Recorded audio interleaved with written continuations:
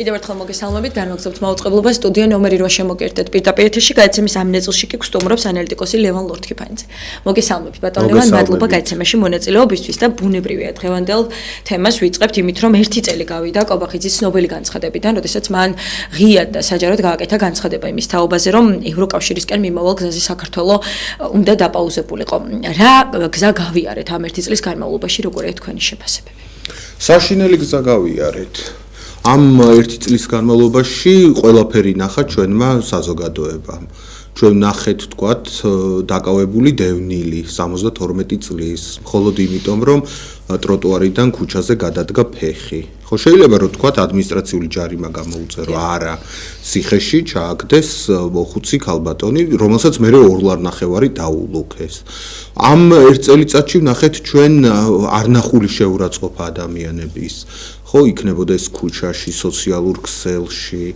ნახეთ თქვათ კიდევ დაკავება ადამიანებისა Facebook კომენტარის გამო, ამის გამოც კი ციხეში ჩააგდეს ადამიანები. და ნახეთ არნახული რეპრესიები სახელმწიფოს მხრიდან. სადაც სახელმწიფოს ადამიანები უნდა უბრალოდ გაერთხილებინა, შენიშვნა მიეცა, იქ ისინი ცეცხლით და מחვილით უსწორდებოდნენ ჩვენს თანამოქალაქეებს. პროტესტზე უმკაცრესი პასუხი ჰქონდა სახელმწიფოს უმკაცრესი და არაპროპორციული. ეს არის მთელი ამბავი, თორე შეიძლება რაღაცაზე პასუხი ჰქონდეს, რაღაცაზე არ ჰქონდეს, მაგრამ აქა პროპორციის საკითხი, ხო? მრავალჯერ მithქვამს, მე აი ბეღურაზე ზარბაზნით არ უნდა ინადირო, თუ ნორმალური ხარ და თუ ადეკვატური ხარ. და საბოლოოდ ჩვენ ვხედავთ რას, რომ დღეს ჩვენს ქვეყანაში ოჯახებში, სანათესაობებში, სკოლებში, სამუშაო ადგილებში ყველგან დათესილი არის შუღლი და ქარიშხალი. ყველგან დათესილი არის კონფლიქტი. ჩვენი საზოგადოება არის დაბზარული. ჩვენი საზოგადოებაში აღარ არსებობს სიხარული საერთოდ. არაფერი არავის აღარ უხარია. და ამ ყველაფერზე პასუხისმგებლობა ეკისრება ხელისუფლებას, რომელმაც მიიღო ის გადაწყვეტილება, რომელზეც არ შეთანხმებია ამ საზოგადოებას. ამ ქვეყანაში ყველაზე მცირე ჯგუფებიც კი ამბობდნენ, რომ ევროკავშირთან ინტეგრაცია არის მნიშვნელოვანი. ამის წინააღმდეგ არ გამოსულან რადიკალური პოლიტიკური ჯგუფებიც კი. ყველა ერთ აზრზე იყო, უბრალოდ რაღაც შეკითხვები არსებობდა, ფორმები ამ ინტეგრაციის, რის ფასად, როგორ, მაგრამ რომ ჩვენ იზოლაციაში უნდა ყოფილიყავით ევროპისგან და უნდა ყოფილიყავით ჰამასის ლიდერებთან და იმათთან, რა ქვია, რუსეთთან, ჩინეთთან და ავტორიტარული ღერძის ქვეყნებთან, ეს გადაწყვეტილება ამ ხალხს და საქართველოს მოსახლეობას არ მიუღია. ეს არ წერია ჩვენს კონსტიტუციაში და აი წავიდნენ ამის წინააღმდეგ, გაილაშქრეს ხალხის ნების წინააღმდეგ და 1 წელია ცხოვრობთ აი ამ უბედურებაში და ცოდვა მადლის ტრიალში. აი რა მოუტანა ქვეყანას ამ გადაწყვეტილებამ და ამ განცხადებამ და თავად ქართულ ოცნებას რა მოუტანა ამ 1 წლის განმავლობაში, იმიტომ რომ მკვეთრად არის ხომ საზოგადოების განწყობა ალბათ შეცვლილი თავად ქართული ოცნების ბიძინა ივანიშვილის მიმართ, თუ კი ადამიანებს 2012 წელს ბიძინა ივანიშვილი მხსნელად ქველმოქმედ პატიოსან ადამიანად ევლინებოდა, დღეს რადიკალურად განსხვავებული შეფასებები აქვს მასზე და თუნდაც ახალგაზრდები ალბათ არ არის სეგმენტი, ალბათ არ არის ბოლო დროს ადამიანების რაღაცა ნაწილი, რომელიც შეიძლება ვთქვათ ევროკავშირის ნაწილს არა კონკრეტულად არ აპროტესტებენ, მაგრამ აპროტესტებენ იმ კანონს, რომელიც იქნება მაგალითად ემიგრანტებთან მიმართებაში მიღებული. აი ძალიან ბევრი თანმიმდევრულად, ასე ვიტყოდი, ქართული ოცნების მხრიდან ალბათ დაგროვილი, რაც 12 წლის განმავლობაში არ გაუკეთებიათ ისეთი ნაბიჯი ნაბიჯი განსხვავებული ინიციატივები მივიღეთ და გრძელდება პრაქტიკულად ეს ყველაფერი მთელი ამ 1 წლის განმავლობაში რადიკალური კანონები, გადაწყვეტილებები და ნაბიჯები. აი როგორ აფასებთ აი ამ ყველაფერს და ბუნებრივია მე შემდეგ უკვე აი ეს ემიგრანტების ნაწილზე ბოლო კანონი არის განსაკუთრებით ალბათ მტკივნეული ყველასთვის, რას უკავშირებთ ზოგადად ემიგრანტებისთვის, მილიონზე მეტი ემიგრანტისთვის საარჩევნო ხმის უფლების ჩამორთმევას. აი კიდევ ერთხელ კონსტიტუციური უფლების წართმევას ამ ადამიანებისთვის. თქვენი კითხვის პირველ ნაწილს რომ უპასუხოთ, ამ 1 წლის განმავლობაში ქართულმა ოცნებამ თავის მიზანს მიაღწია. ისინი ფლობენ აბსოლუტურ ძალაუფლებას. ერთადერთი კატეგორია, ერთადერთი საზომი, რომელსაც ოცნებაში პატივს სცემენ, ეს არის ძალაუფლება. და ამ ძალაუფლებასთან დაკავშირებული ფული. ისინი აი ამ უბედურების ფასად ინარჩუნებენ ძალაუფლებას და ინარჩუნებენ თავის კაპიტალს, ხო? თუმცა რეპუტაცია ნამდვილად რეპუტაციას არ ენაღლებათ, რაც გინდათ დაუძახეთ, ხო, ეგ მაგათი ტერმინია, არ ენაღლებათ, თავიანთ გუშინდელ ძმებს დაიჭერენ და დაკლავენ საჯაროდ, ასე სხვებს შეწირავენ, მაგრამ თავარია რომ თვითონ შეინარჩუნონ თავიანთი ადგილი. თან აქ არ არის ლაპარაკი მხოლოდ ბიძინა ივანიშვილზე. გადახედეთ ქართული ოცნების შემადგენლობას. ესაა პარტია სავსე მევახშეებით, რომლებიც აი ამ გაპროცენტებით შეულობენ ფულს. ესაა პარტია სავსე იმ ადამიანებით, რომლებიც საკუთარ ბიზნესს ფარველობენ და საკუთარი კუდის იქით აღარ იხედებიან და ამ კუდის უსაფრთხოებაზე ზრუნავენ ხა და ამ თავისი კაპიტალის დაბინავებაზე ზრუნავენ. ისინი არ ენაღლებათ ეს ქვეყანა როგორი იქნება ხვალ, აქ რა ურთიერთობები იქნება ადამიანებს შორის უბნებში და როგორი გარემო და ატმოსფერო იქნება ამ ქვეყანაში შექმნილი და რა ხასიათზე გაიღვიძებენ დილას ადამიანები. ეს არ ენაღლებათ, მხოლოდ საკუთარ თავზე ფიქრობენ. რაც შეეხება ემიგრაციის საკითხს და ემიგრანტებთან დამოკიდებულებას. მეგობრებო, ქართული ოცნების დამოკიდებულება ემიგრანტების მიმართ არის შემაძრწუნებელი, სამარცხვინო. არც ერთ საზომში ეს არ ჩდება, ვერც ერთი მორალური კატეგორიით ამას ვერ მიუდგებით, ხო? და ეს რაღაც ემოციურ საუბრად რო არ გამომივიდეს, აი ჩამოვთვალოთ, რას ეუბნება ქართული ოცნება ქართველ ემიგრანტებს. როცა მათთვის გამოაქვს განაჩენი და ამბობს რომ თქვენ თუ აქ არ ჩამოხვედით ხმას ვერ მიცემთ არჩევნებში. პირველი რასაც ეუბნება ეს არის რომ მე შენ ქართველო ემიგრანტო ჭირდები მარტო იმისთვის რომ ფული გადმორიცხო და საქართველოს ეკონომიკას გაუკეთო ხელოვნური სუნთქვა. შენ ჩემთვის ხარ ფულის გამომგზავნი აპარატი. შენ ჩემთვის ხარ აი ფულის გადმორიცხვის ერთ-ერთი კომპანია და სეგმენტი, მეტი არაფერი. შენ მე მოქალაქედ არ მიგიჩნევ. შენ არ გთვლი ადამიანად, ხო? ეს არის პირველი გზავნილი, რასაც უგზავნიან. მეორე, რასაც ქართული ოცნება ეუბნება ქართველ ემიგრანტებს, ხო?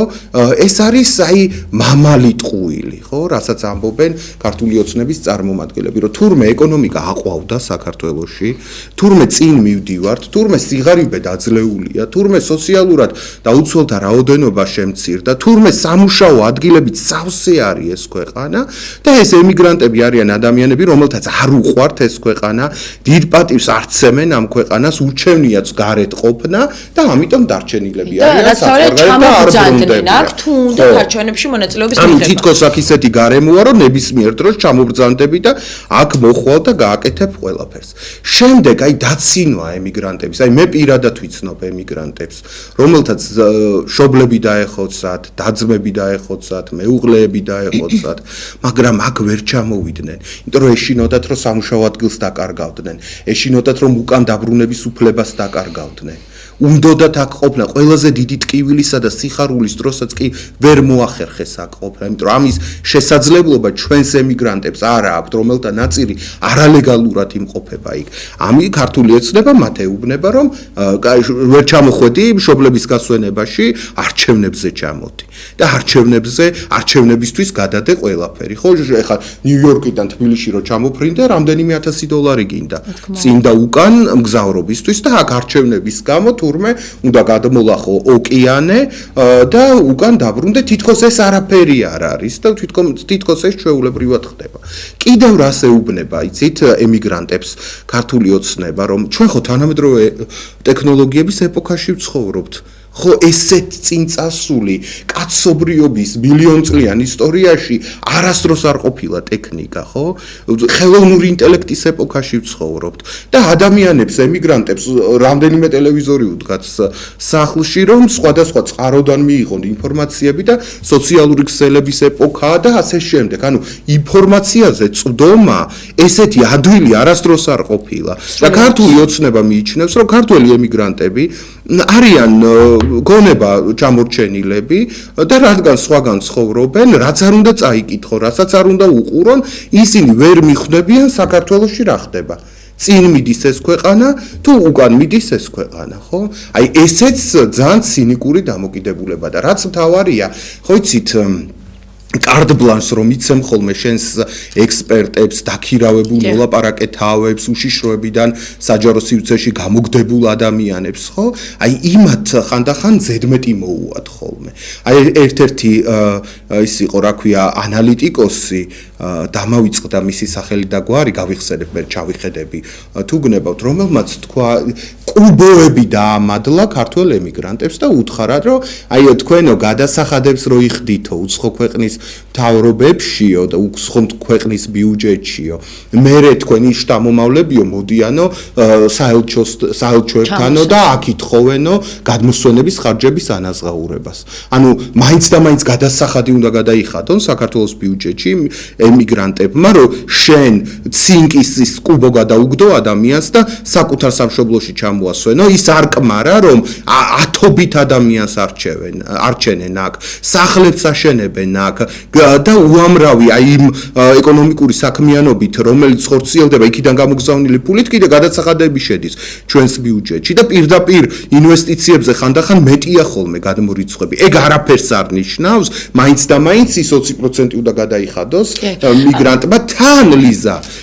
ეს ამას ამბობს იმ ხელისუფლების წარმომადგენელი, რომელიც ყველაფერს აკეთებს იმისთვის, რომ დიდრები ამ ქვეყანაში სრულად გაათავისუფლოს გადასახადებისგან.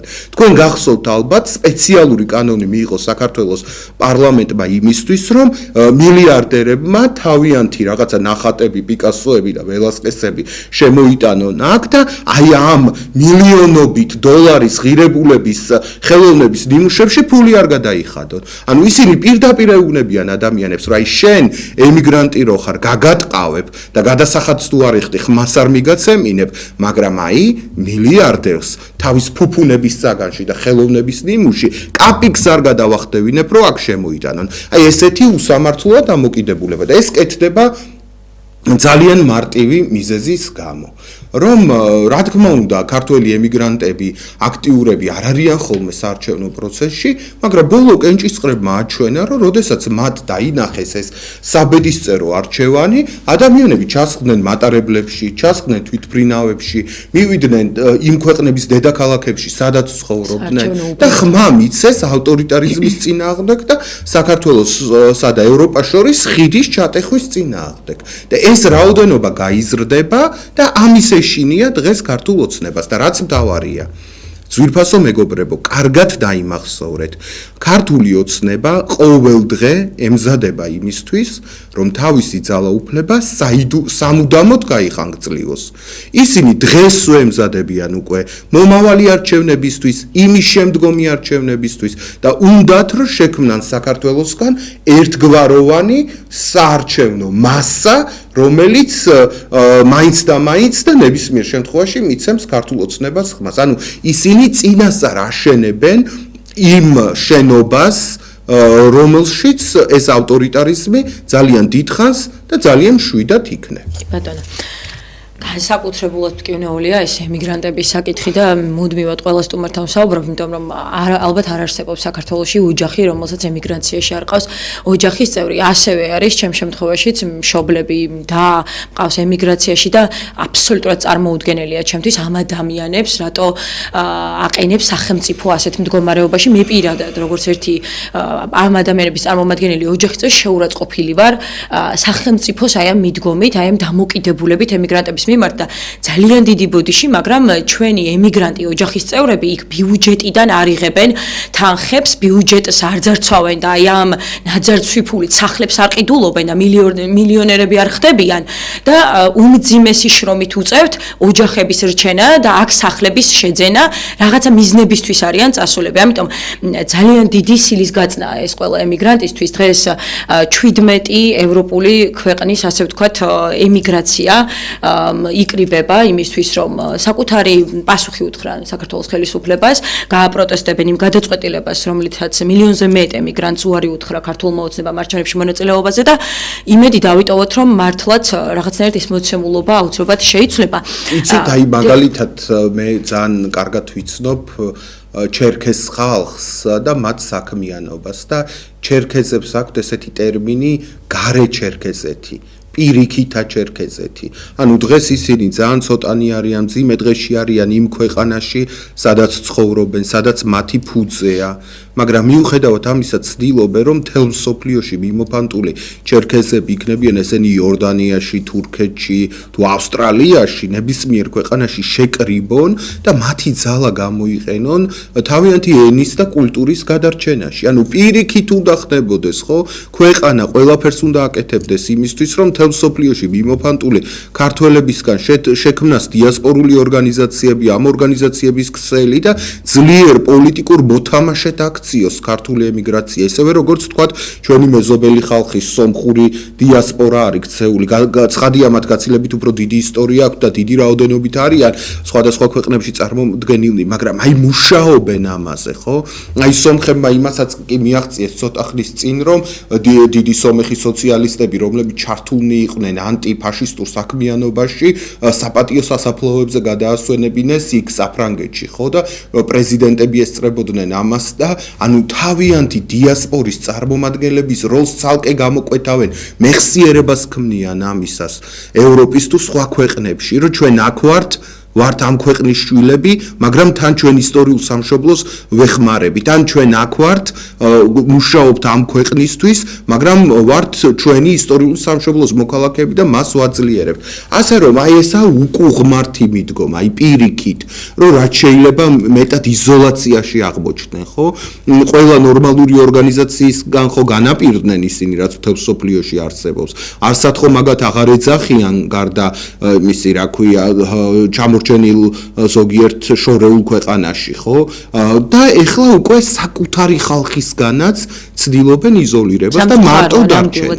იმის ნაცვლად, რომ ელექტრონული არჩევნებით მაგალითად ემიგრანტებისთვის შესაძლებელი ყოფილიყო, რომ არ გაუჭირდეთ თქვათ საარჩევნო უბნებზე, რომელიც შორს არის მაგალითად მათი სახლიდან, მათი ქალაქიდან მარტივად მიიღონ არჩევნებში მონაწილეობა, პირიქით საერთოდ შეეზღუდათ არჩევნებში მონაწილეობა ძალიან სამწუხაროა, თუმცა აგრეთვე კიდევ ერთ მნიშვნელოვან საკითხსაც უნდა გავამახვილოთ ყურადღება და თქვენთან, იმიტომ რომ თქვენ ასევე ახალგაზრდებს ლექციებს უკითხავთ და იცით ამ სფეროს მნიშვნელობა, ამ სფეროში არსებული პრობლემების შესახებ და ასე შემდეგ. განათლების რეფორმა, რომელსაც მიადგა ქართული ოცნება იმისთვის, რომ თითქოს უკეთესი გახადოს რეალურად რაღაცნაირად აქაც უგრძნობრო სეგრეგაციის მომენტია, იმიტომ რომ თუ კერძო სკოლაში ისწავლის ადამიანი ბავშვი და მე-12 კლასს დაამთავრებს, ასეთ შემთხვევაში ექნება ამის შესაძლებლობა, რომ ევროპაში ისწავლოს და თუ საჯარო სკოლაში, მაშინ მისთვის სპეც კლასი შეიქმნება, სოფლებში საერთოდ არ არსებობს თუ არ ვწდები ასეთი სპეც კლასი, რაც მოვისმინეთ ქართული ოცნებისგან ის ადამიანები, რომლებიც აი ამ კომიტეტში არიან, რომლებიც განათლების სფეროზე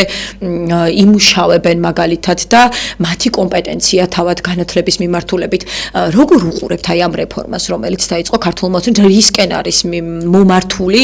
ეს არის ცვლილებები, რომელმაც უნდა მოიტანოს სერიოზული რეფორმა და განვითარება და წინ გადადგმული ნაბიჯი იქნება თუ პირიქით? ეს არის რაღაც ახალი მექანიზმი, რომელთაც მთლიანად განათლების სისტემის ჩაკეტვა და კონტროლი იგულისხმება. განათლების რეფორმას, რომლის პროექტი წარმოადგენს ქართული ოცნების წარმომადგენლებმა, მე ვფიქრობ, რომ რამდენიმე კონკრეტული მიზანი აქვს. პირველი მიზანი არის იზოლაცია. საქართველოს განათლების სისტემა უნდა იყოს მოწყვეტილი დასავლური განათლების სისტემისგან. უნდა იყოს ცალკე, უნდა იყოს მარტო, თავის წვენში უნდა იხარშებოდეს, უნდა იყოს პროვინციული და ჩამორჩენილი განათლების სისტემა. ეს არის მათი ამოცანა. მათ არ ჭირდებათ განათლებული საქართველოს მოქალაქე. მათ ჭირდებათ ისეთი საქართველოს მოქალაქე, რომელიც შეასრულებს ისეთ სამუშაოს, რომელიც არის დაბალკვალიფიციური და დაბალანაზღაურებადი. ეს ერთი მიზანი, ხო? მეორე მიზანი რა აქვს ამ რეფორმას? ამ რეფორმის მთავარი მიზანია, რომ სწრაფად მიაწოდოს იაფი მუშახელი აი იმ ველურ კაპიტალიზმს, რომელიც საქართველოში არსებობს. რა საჭიროა, რომ 4 წელი ბაკალავრიატში ისწავლონ ახალგაზრდებმა და კიდე 2 წელი მერე მაგისტრატურაში. აგერ 4 წელში მაგისტრატურასაც მორჩებიან, ბაკალავრიატსაც მორჩებიან და უკვე მზად იქნებიან, რომ დასაქმდნენ აი იმ დაბალანაზღაურებად არაკვალიფიციურ სამუშაო ადგილებზე. სწრაფად ჭირდება იქ აი ამ ჩვენს ოლიგარქებს მოსამსახურე პერსონალი. ისეთი პერსონალი, რომელიც სამუშაო ადგილზე ვერ განვითარდება და სულ ჩაიკეტება იმ მოსაწყენ ტანჯვალ სამუშაო ადგილზე. აი ესეთი პერსონალი ბევრი ჭირდებათ და უცებ უნდა მივაწოდოთ. ასევე ქართული ოცნების მიზანია ის, რომ შექმნას ხო არსებობდა წითელი პროფესურა, ხო 1920-იან 30-იან წლებში დაიწყო მათი ჩამოყალიბება, როდესაც ივანე ჯავახიშვილს მხოხავ ემპირის ძეძახდნენ, ივანე ჯავახიშვილს კარებს უკეტავდნენ ადამიანები, რომელთაც ორი კლასის განათლება არ ჰქონდათ, ხო? და გახსოვთ თქვენ, რომ სერჯო გორჯონიკიძის ძმას საქართველოს მეცნიერებათა აკადემიის წევრად არჩევას უპირებდნენ, ის იყო, რა ქვია, კონდუქტორი იყო რკინიგზაზე, კარგი პროფესია, მაგრამ ხა მეცნიერებათა აკადემიაში იმის მუსხელიშვილის გვერდით რატო უნდა ბჯდარი იყო, ხო? მაგრამ აი ესეთ ჯგუფებს ქმნიდნენ. ხო, აი დღესაც ამოცანა არის ქართული ოცნების, რომ შექმნას თავისი პროფესურა, ლურჯი თუ ცისფერი თუ რაც გვინდა დავარქვათ, მაგათი ფერი რომელიც არის, ესეთი პროფესორა უნდა შექმნან, რომელიც იქნება მთლიანად პარტიული ნიშნით შერჩეული. და კიდევ ერთი ამოცანაა ის, რომ მოსპონ ყველა ის კერა, საუნივერსიტეტო კერა, რომელიც არ ემორჩილება ქართულ ოცნებას. შეიძლება ის კერები მე საერთოდ არ მომწონდეს და მიმაჩნდეს, რომ თავიდან ძალიან, ასე ვთქვათ, აგრესიული ფორმით და უკანონო ფორმით შეიქმნენ, მაგრამ არსებობენ უკვე ის სასწავლებლები. თავიანთი ტრადიცია აქვს, თავიანთი სტუდენტები ყავთ და ეხლა უნდათ რომ უცებ გაანადგურონ ისინი, მხოლოდ იმიტომ, რომ ასე ვთქვათ, თავიანთი ძალაუფლება ამ ველზეც გაიფართოვონ, ხო? პარტიები მოსპეს, არასამთავრობო ორგანიზაციებს სპობენ, მედიას ახრჩობენ და უნდათ რომ ეხლა განათლების სისტემაც დაახრჩონ. არც ახალგაზრდები მოსწონთ, რომლებიც თავისუფლად გამოდიან ქუჩებში და ხმას იმაღლებენ ხოლმე რაღაც პრობლემურ საკითხებზე და განათლების საკითხს უბრუნდებიან და იქეძებენ პრობლემას, იქნებ ლექტორები რაიმეს არასწორად აკეთებენ ან ასე შემდეგ. თან ლიზა ერთი საშინელი ტენდენცია დაამკვიდრეს მათ საქართველოში, ხო? რომ თითქოს უმაღლესი განათლების მიღება არ ვარგა. ხო? ნუ რა თქმა უნდა, მარტო იმიტომ რომ უნდათ დიპლომი, რომ რაღაც ამითი თავი მოეწონებინათ სხვებისთვის, ეგეთი განათლების სისტემა და ეგეთი დიპლომი არ ვარგა. მაგრამ მიმდინარეობს მასობრივი პროპაგანდა იმისთვის, რომ უმაღლესი განათლება არც ისე საჭიროა და მხოლოდ ერთეულებმა უნდა მიიღონ. მხოლოდ დიდრების შვილები, რომლებიც კერძო სასწავლებელში ისწავლიან, მერე უცხოეთში გააგრძელებენ სწავლას, ან აი აქ დაამთავრებენ რაღაც ელიტურად შექმნილ ფაკულტეტებს, მათ უნდა ქონდეთ უმაღლესი განათლება და სხვებს არ უნდა ქონდეთ. ასევე თავად მუდმივად სწავლონ მომსახურების სფეროში საქმიანობა. მუდმივად იმაზე საუბრობენ ხოლმე თვითონ საარჩევნო კამპანიები, როდესაც აქვთ და თავის ბიოგრაფიას უყვებიან, რომ აი ევროპული განათლება აქვთ და ამ ცნობილ უნივერსიტეტებში ისწავლეს და ასე შემდეგ. და ერთ დროს კობახიძე სწორედ ამას გვახვევდა ხოლმე თავზე. ერთი თემა გურჩება, მე არც ერთი თემის სიღრმეში არ შევედი და მერჩივნა, რომ აი ამ მნიშვნელოვან სხვადასხვა საკითხებზე მომესმინეთ თქვენი პასუხი. ეს არის არაბული ორი დიდი ქალაქის მშენებლობა და სახელმწიფოს დამოკიდებულება ამ ნაწილში, როგორია თქვენი შეფასება, როგორია, ასევე ძალიან საინტერესოა, როგორ უყურებთ აი ამ ინვესტიციას. რა ვიცი, რა გითხრათ, არაბულია თუ მალაიზიურია თუ როგორი ქალაქიცაა და რანაირი ქალაქიც არის, აქ ამოსავალი წერტილი არის ის თუ როგორ უყურებს საქართველოს ხელისუფლება ჩვენს მიწას, როგორ უყურებს საქართველოს ხელისუფლება ჩვენი ეკონომიკის განვითარებას.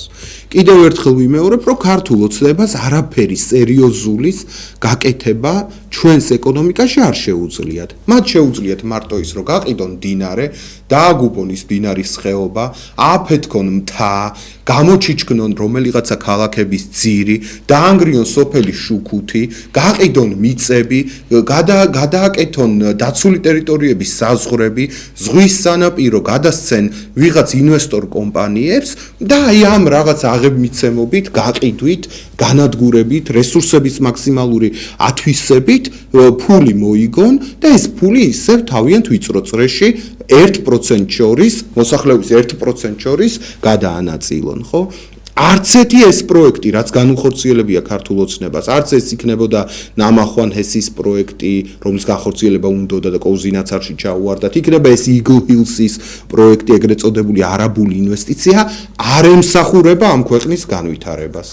ეს ორივე პროექტი და სხვა პროექტებიც ემსახურება მხოლოდ იმას, რომ ერთმა მუჭმა ადამიანების ჯგუფმა ნახონ მოგება ჩვენი მიწების განადგურების, ჩვენი მდინარეების გაუბედურების, ჩვენი ხალხის უკანონო შრომის შედეგად.